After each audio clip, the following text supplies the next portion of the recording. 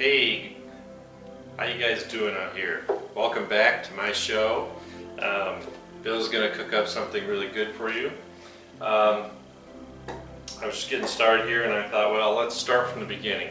But first I want to tell you, most of us have probably had some kind of cheesecake in their life, and near a century ago, I think it was, I found this recipe and I started making it, and I like it. It's different. It's really creamy. It's just got a really great taste to it, and I used to make it all the time. Kind of got away from it, so I want to try it again. And don't worry, this is the old-fashioned way to make cheesecake. It might look strange to you, but trust me, it's going to taste good. And I promise I will make a traditional cheesecake coming up shortly. But I just thought this is a good entry level. It's not as fussy.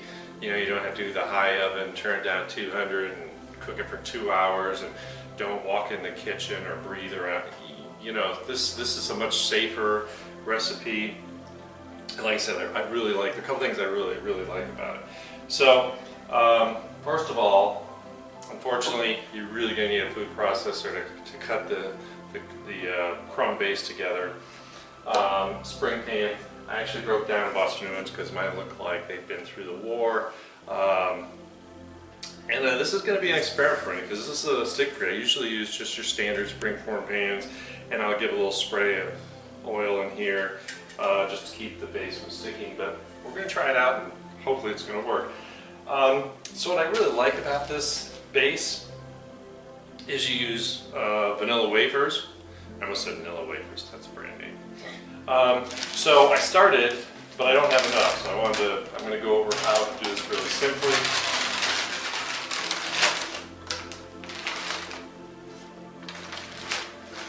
So I've got, this is a freezer bag, just because it's more durable. If you use a storage bag, just be careful that you're not too aggressive with it and that you don't end up with holes and it going everywhere. Get out of the way. So all I do is I'm going to zip it up. Okay, well there's air in here, so it's going to be really tough. So guess what I'm going to do? Right in dead center, I'm going to open it up just a little bit so the air can come out. And I love my rolling pin. This is a pretty nice one. Had it forever. I kind of roll it. If you want to beat it, you might get it.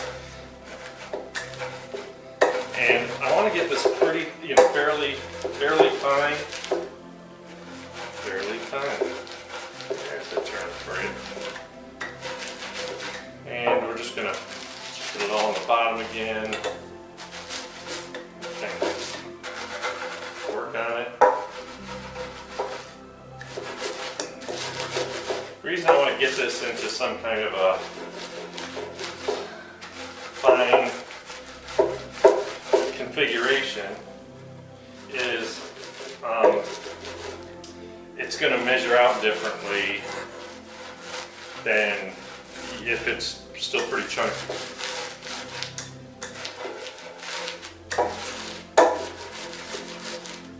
I'm not, you know, if you have a good heavy rolling pin, you're not really pushing down, you're just kind of working it. Okay, that's pretty good to me. I want to cook somewhere ahead of that. And we'll see how close I am. I think I'm pretty darn close. I need 1.5 cups of that stuff. So let's get my processor down here.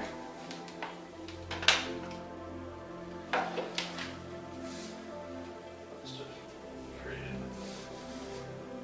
a little bit of a hole in my bag, or maybe just coming out the end.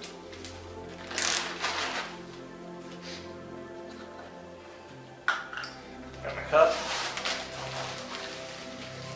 Just get in here and fill it up.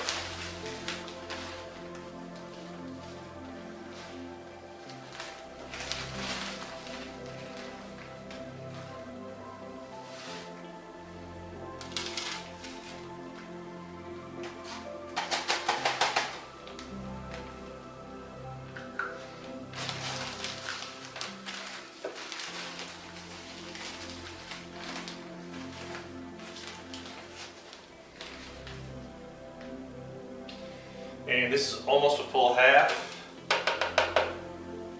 So to make it a full half, you just have to dump crumbs in here.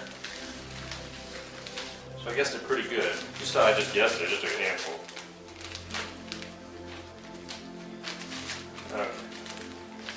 Well, I guess when you make something like 10,000 times, you probably have a pretty good idea.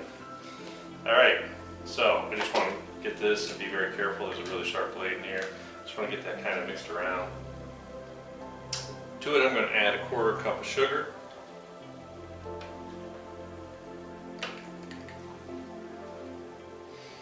And I need a 1/4 teaspoon of cinnamon.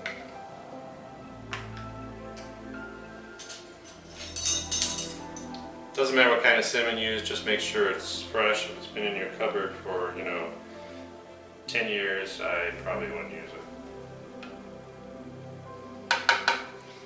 Okay. Does smell good.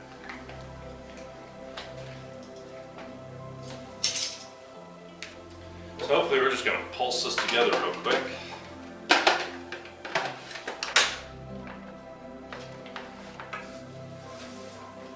Replace it. Stick my hand and keep feeling. Alright, here we go.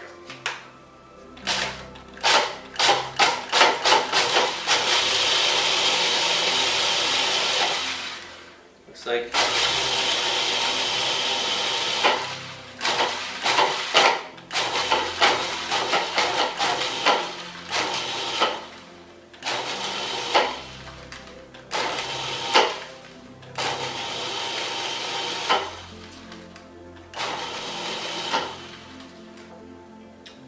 pretty darn happy with this. Okay.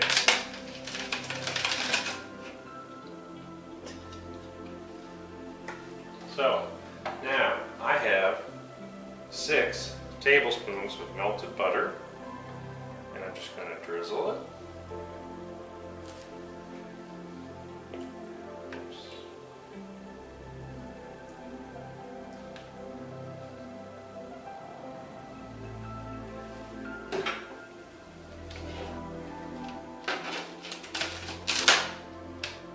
And we're just going to pulse a little bit.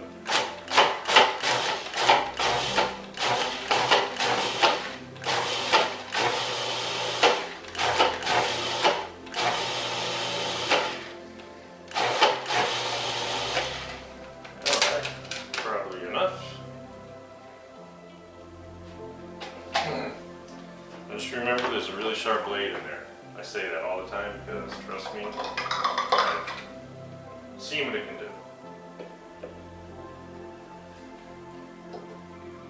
Just grab.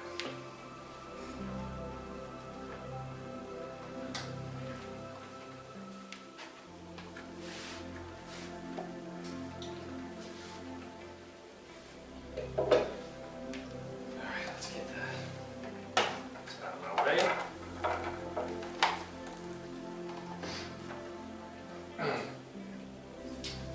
And this is your standard 9-inch, so this should be fine.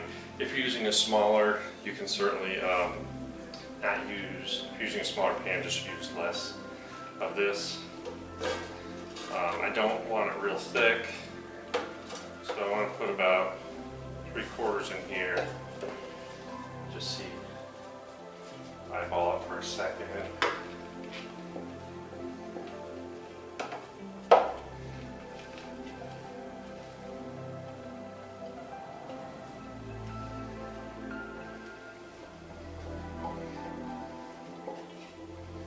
Vanilla wafers are just like such a childhood treat, I just love, that's one of the reasons. You could use graham crackers too, I guess I should have told you that up front. But I just think this is really cool. Alright, so let's get our hands in here. I just want a thin layer on the bottom. And one of the reasons I like doing this crust is because you want to make kind of a seal at the edges so that your cheesecake can't run out the spring pan. Now, this spring pan actually seals really well. This is really cool. I'm kind of impressed. But back in the old days, you had to kind of make sure you seal it. And if you push on it, it might crack, and you just kind of fix it.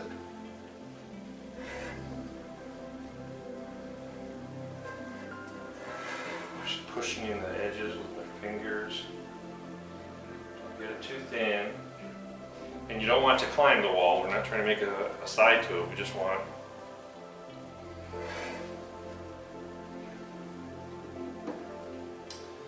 Alright, that's really cool. Alright, so I just want to put this in the refrigerator long enough for it to kind of cool and let that butter reset. And then we're going to jump right back. We'll get the cheesecake going, and this looks really about as good as it's going to.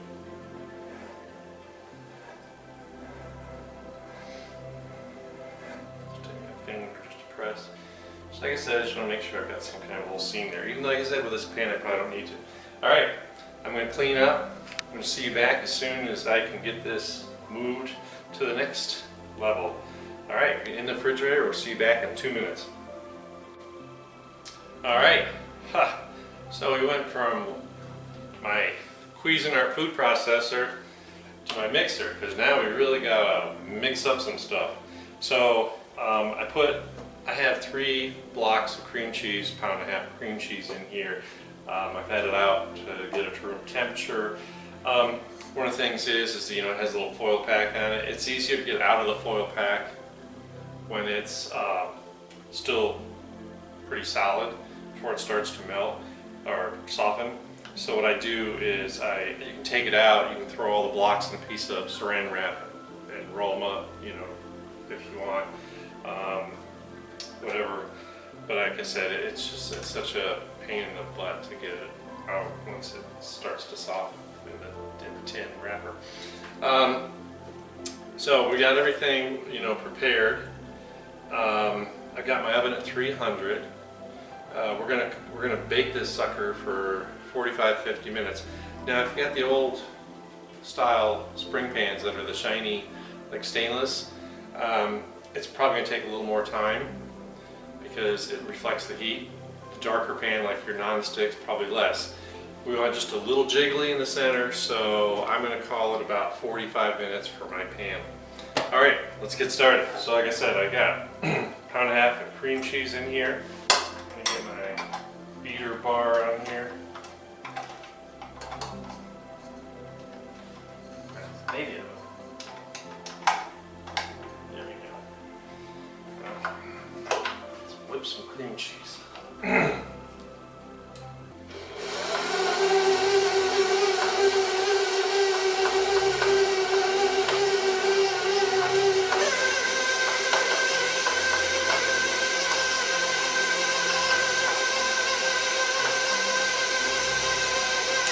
I'm just going to get this turned on. I can't talk over it. And I'm going to let it go for about 30 seconds.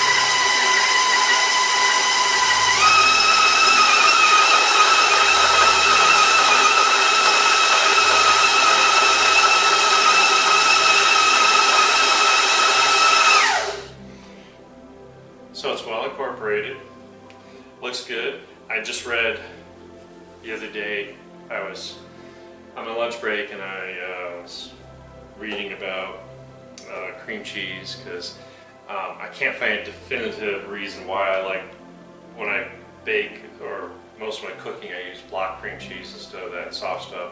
But I did learn something that I thought was interesting, is that like when you're doing cheesecakes, There is potential to over whip the cream cheese. So we want to get it kind of whipped up, but just don't walk away and let it go for 5 minutes. So I've got a cup of sugar I'm going to dump in here. And that's going to kind of get it started to bind together, and then I'm going to scrape the pan down. I have some pure vanilla extract. Please use real stuff, not the imitation.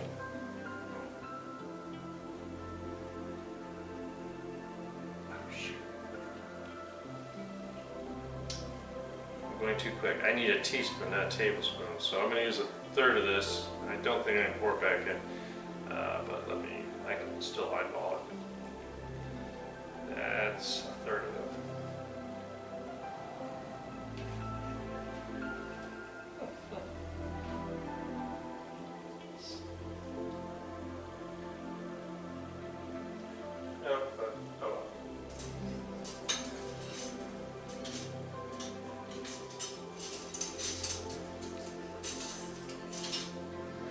Stuff happens, right?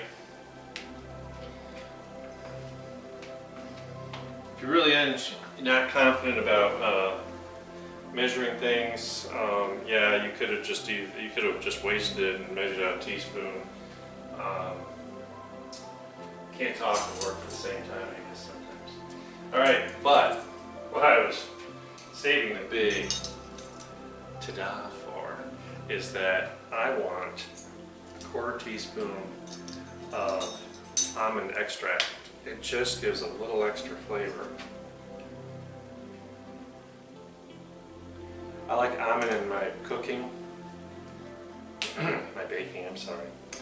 I like the extra flavor of it. All right, so let's try this again.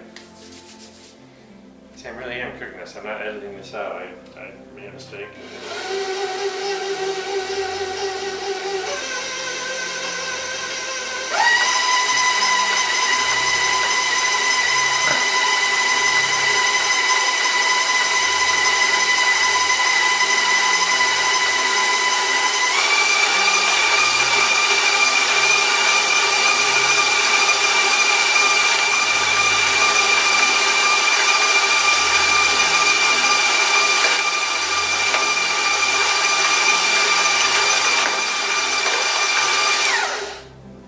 This looks beautiful. All right, but we're not done yet. I got 3 eggs I need to get in here. So I'm going to start getting the eggs in here, and then I'm going to scrape down the bowl. So let's see how it looks.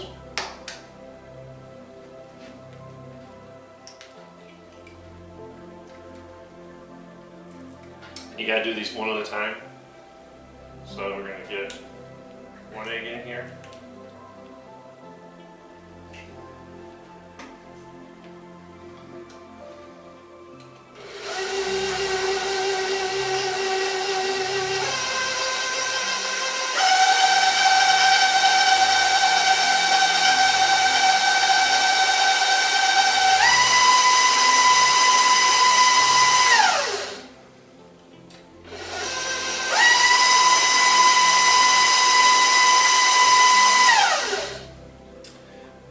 And then I'm going to get it scraped down.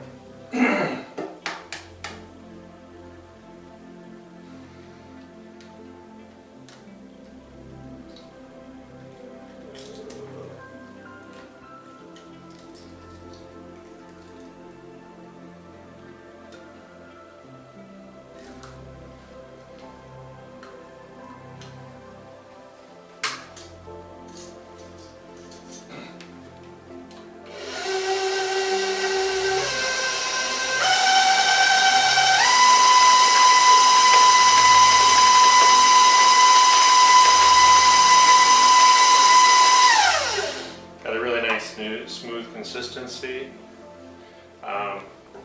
So now I just want to make sure I've got everything scraped down. I got 1 more egg to put in, but before I do, I just want to make sure everything's looking good. And let's see here. Yeah, all looks good. You know, you want to make sure you don't have a whole lot of cream cheese stuck to the beater bar. You just want to run around the outside here.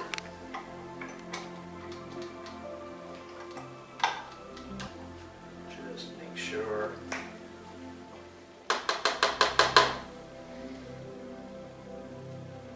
Sometimes,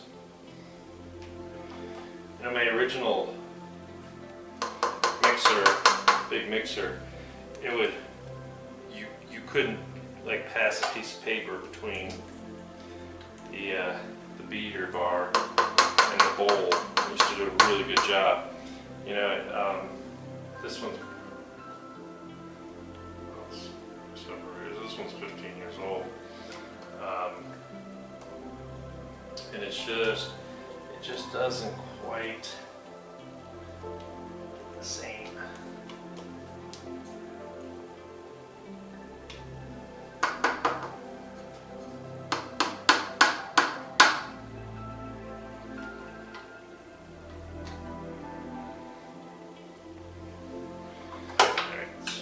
On again, missed a spot because the beater bar was there.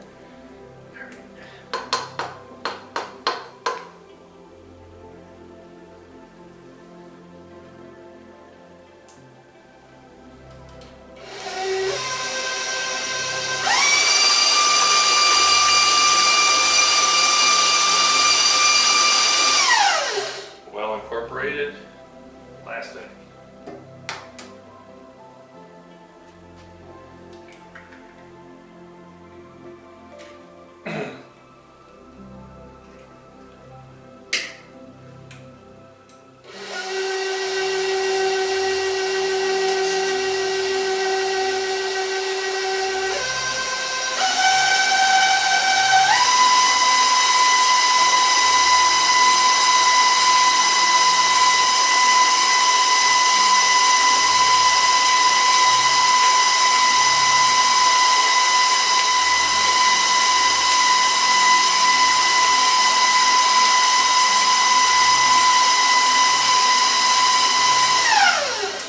Perfectly incorporated.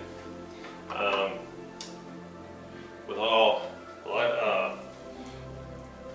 electric devices like this, I'm going to unplug it. Don't want to accidentally knock it on. I've got it out here, so let's get the beater bar off here. So let's scrape down.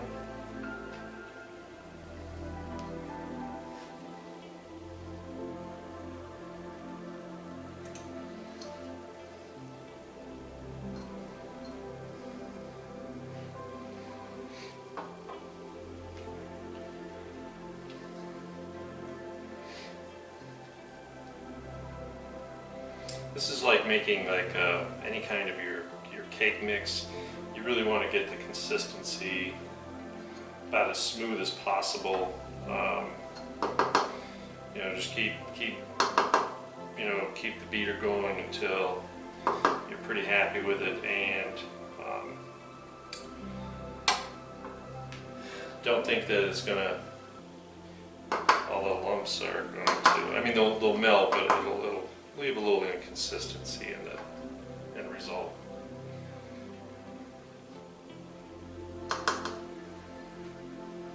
Okay, I'll put this here.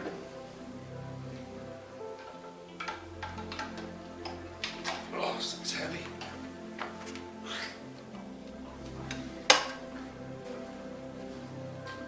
So we're going to do this once over, make sure everything looks perfect. It does. Pretty stoked about this.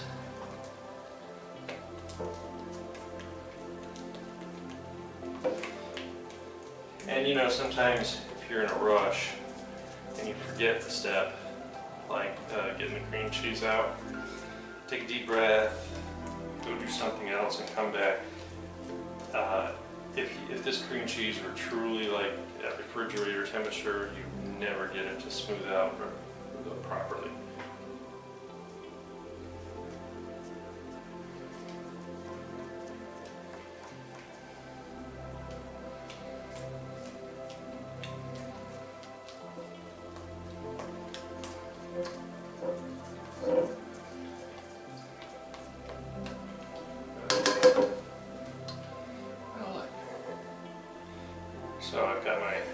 pan here with my crust.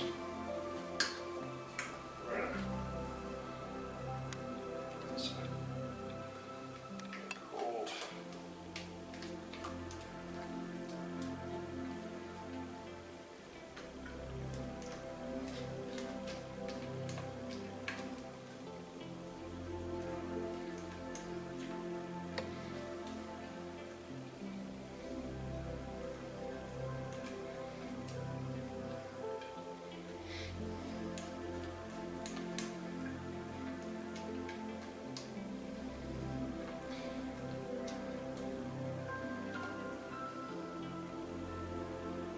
I don't want to tap the side because I don't want to ruin my crust. I almost did. That's what made me remember it. I want to crack the crust all up, so normally I'd be wrapping the side pan.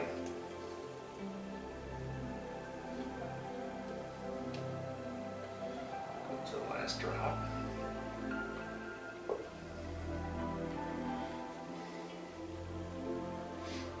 I just need to gently this around, just like icing a cake. Just take your time.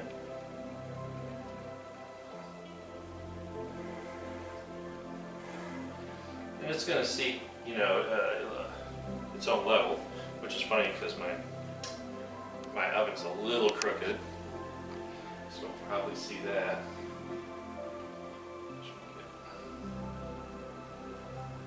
Stuff in.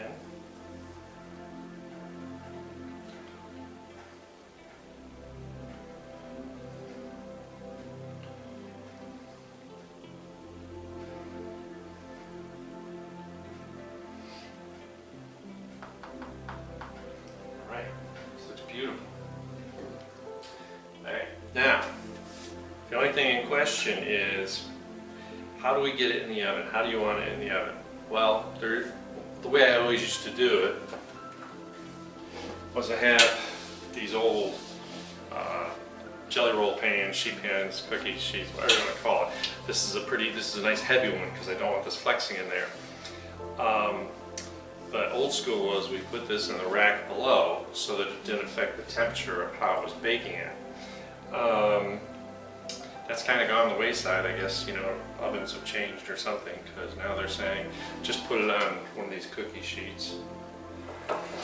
So that's the way I've been doing it. Haven't had any problem yet. I'm going to gently put it in here. I'm going to put it in the oven. And remember, we're at 300 degrees. This is a little bit darker, so I'm guessing about 45 minutes. You probably, if it was a real shiny pan, you're going to go like 55 minutes. I don't think you'd ever want to go an hour.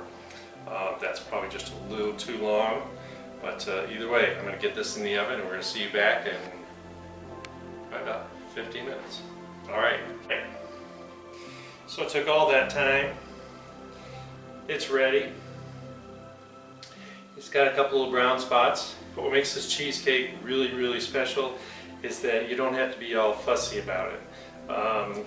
This is good cheesecake, and one of the things I like to do is we're going to sprinkle just a touch of nutmeg here while it's nice and hot, especially because then we're going to get some fragrance out of it.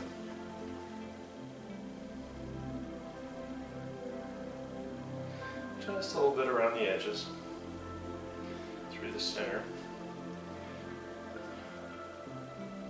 So now what we need to do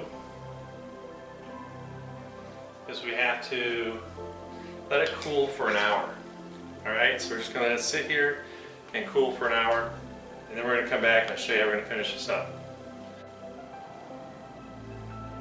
Alright, so it ended up, I don't know what's the deal with that pan, but it ended up taking about an hour for it to bake. And you saw when I had it out, it's a little jiggly, just like it's supposed to be.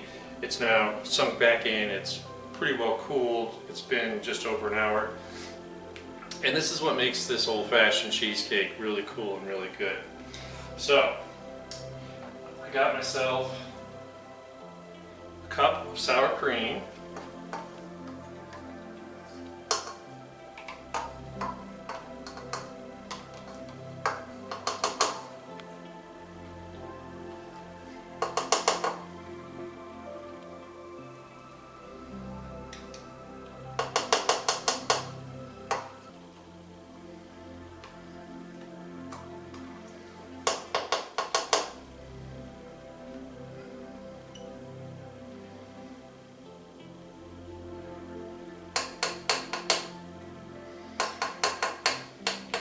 So, you know, a good rule of thumb is you use a glass measuring cup, a liquid measuring cup. If it's something you can drink, people are like, well, what if it's Clorox? Well, I don't cook with Clorox, so that's not an issue. Anything you don't drink goes in a dry container. So even though sour cream's kind of liquidy, you know, you still want to use one of these. And I very slowly with my little spatula packed it in here just to make sure I got it all in there.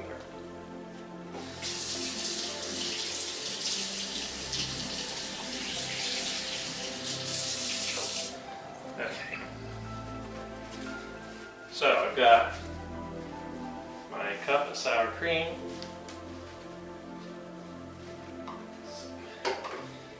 I have a quarter cup of sugar. And silly me, I need a tablespoon of vanilla. And I got out the almond extract. Let me try that again. That would have been a little much. But I knew there was a tablespoon in here somewhere, and it was the top part.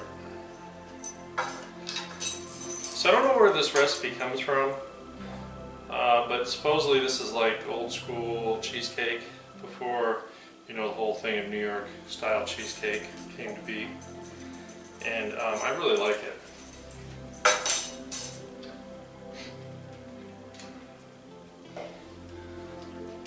I need just a little bit, like 1/8 of a teaspoon of salt. Well, that's really hard to measure out. So I just make sure your hand's dry. Because if you put too much in your hand, guess what? It goes down the sink. 1/8. The rest is gone. All right. We're just going to start this off gently.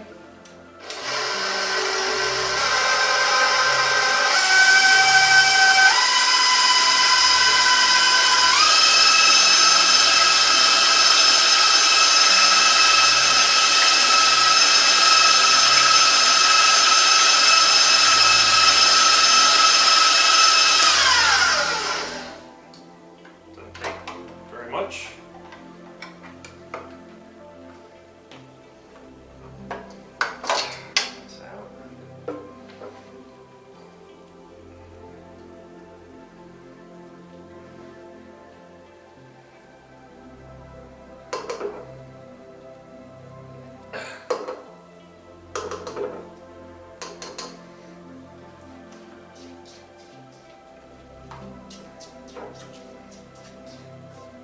Sure it's scraped down well.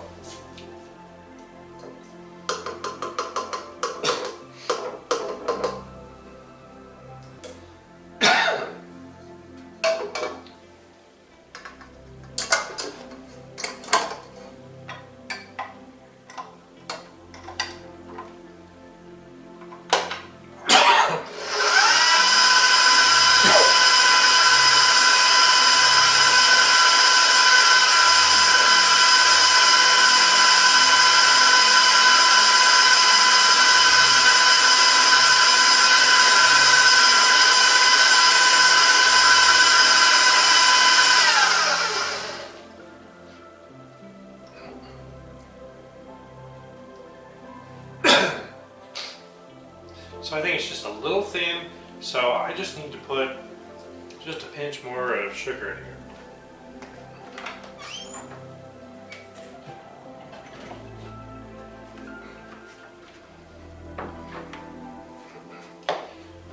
Sour cream just doesn't seem what it used to be.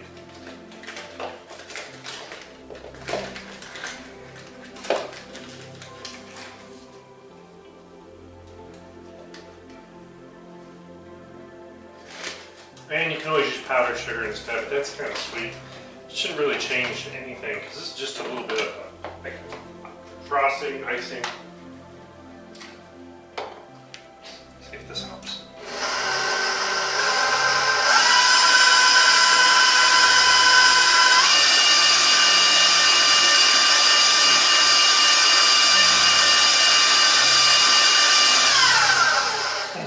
All right.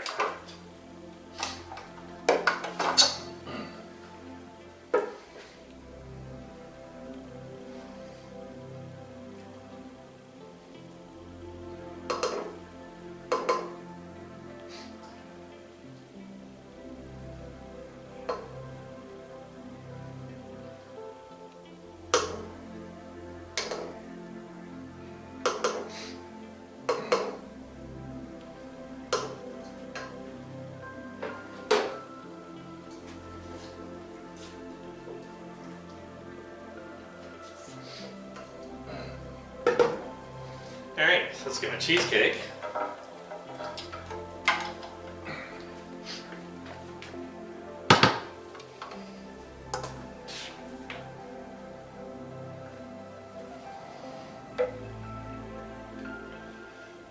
Still nice and warm. And hopefully, normally I would scrape around here, but because this is stick free, I think I just figured out what I need.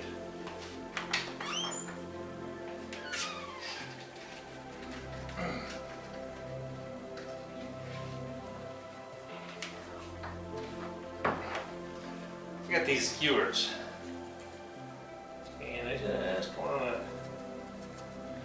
I'm pretty sure it's okay.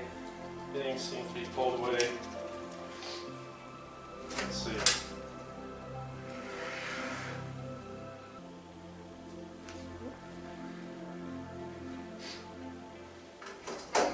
That isn't enough to make you cry. Look how beautiful that looks. So we need this to set up completely. So I would suggest putting it in the refrigerator and just leaving it on the pan tray. You know, scrape up all the extra little crumbs and stuff. Because once it's set, you'll be able to transfer it to like a plate or something. Especially if you have nice, nice stick-free pan. Don't be tempted to cut into it on it. So basically, this is just a little bit of a topping.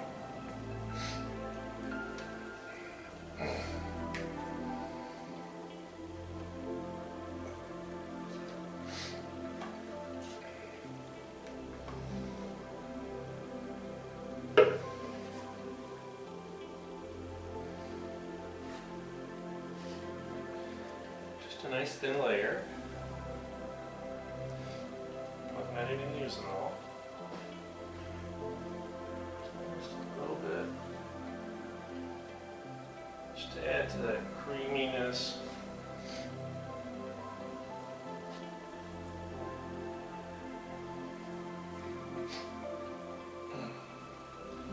And if you put too much on, so be it. Doesn't have to be pretty.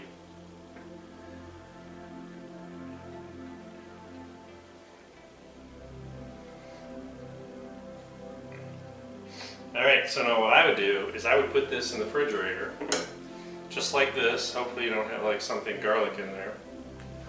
And I would just let this set, because it will. And I think one of the reasons I like this cheesecake is you don't have to add anything else. You don't have to put chocolate or sprinkles or any fruit on it. I think it just looks and tastes great, just like this. It's just kind of cool because most people have never seen anything like it, and it's really spectacular and really tastes good, and it just has this beautiful color in the cheesecake itself. It's just beautiful. Got a nice crust on it. I mean, this is a really beautiful cheesecake. So I really hope you try something like this. I know it had a few more steps involved. I know it was a little kind of a pain in the neck, but definitely tastes good. I want you to subscribe. I need you to make some comments. Tell me if you want me to show you my traditional cheesecake, my New York style cheesecake. And ring the bell for notifications so you get alerts every time I do something this good. All right, have a great day, and let's have fun in the kitchen.